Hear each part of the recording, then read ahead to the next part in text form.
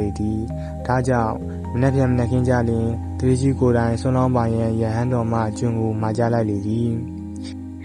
နောက်တစ်နေ့မနက်ခင်းလင်းလို့ယဟန်တော်ဆုံးခံကြွလာသောအခါတွင်တတိကြီးကိုယ်တိုင်ဆွမ်းလောင်းလေသည်ထိုအခါယဟန်တော်မှတတိကြီးကိုပြောလိုက်လေသည်သင်ဟာမတန်မဆန်းသောလူတစ်ယောက်ပဲ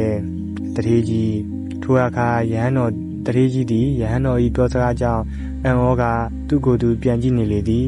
သူသည်ရှေးလက်တွေပါရတဲ့နှင့်ဘာကြောင့်ယဟန်တော်မှဒီလိုပြောနေပါလေဟု၍တွေးကယဟန်တော်ကိုပြန်မေးလိုက်သည်အရှင်ဘုရားအဘဲကြောင့်တပည့်တော်ကိုဒီလိုပြောနေရပါလေထိုအခါယဟန်တော်မှမျက်နှာတော်ပြုံးရှင်၍ပြောလေသည်သင်ဟာရှေးလက်တွေပါတယ်ဆိုတာမှန်ပါတယ်ဒါပေမဲ့သင်ဟာရှေးလက်တွေခန္ဓာကိုယ်ကိုအသုံးချပြီးသင်ဘာလုပ်တွေလုပ်လို့လဲထိုအခါတတိကြီးမှပြန်ပြောလိုက်သည်ကျွန်တော်မျိုးသည်ဘာမှမလုပ်ပါယဟန်တော်မှပြောလိုက်သည်ဒါကြောင့်သင်ဟာဘာလုံးမှမလုပ်ပဲ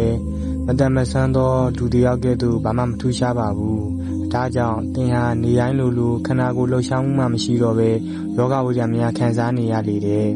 ဒါကြောင့်သင်ရဲ့ယောဂဝိဒနာတွေပြောင်းလဲခြင်းနဲ့ဆိုရင်တော့သင်ဟာသင်ရဲ့ကျွန်းနေတဲ့အတူနေတိုင်းအလုပ်လုပ်ရပါလိမ့်မယ်ထိုအခါသင်နေကောင်း၍ကျန်းမာလာပါလိမ့်မယ်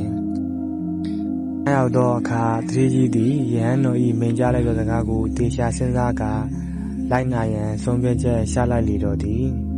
နောက်တစ်နေ့မနက်ရောက်သောအခါတတိကြီးသည်သူ၏ကျွန်းများနှင့်အတူမနက်မိုးလင်းကနေညနေမိုးချုပ်သည့်အလုပ်များကိုအတူတူလုပ်လေသည်အနေငယ်ကြာသောအခါတတိကြီး၏ယောဂဝေဒနာများသည်တိတိကျကျပင်ပျောက်ကင်းသွားလေတော့သည်ထိုအခါတတိကြီးသည်ယဟန်တော်ကိုကျေးဇူးဆက်ရန်အတွက်မြို့တွင်ရှိသောယဟန်ရှင်သူအပေါင်းတို့ကိုစွန်းဟင်းများကလူကအလူဝဲကြီးကိုရှက်ချိန်သေးကျင်းပလေတော့သည်အားလုံးပဲကျေးဇူးတင်ပါတယ်ခင်ဗျာပုံမြင်လေးရတော့ပါပါပဲ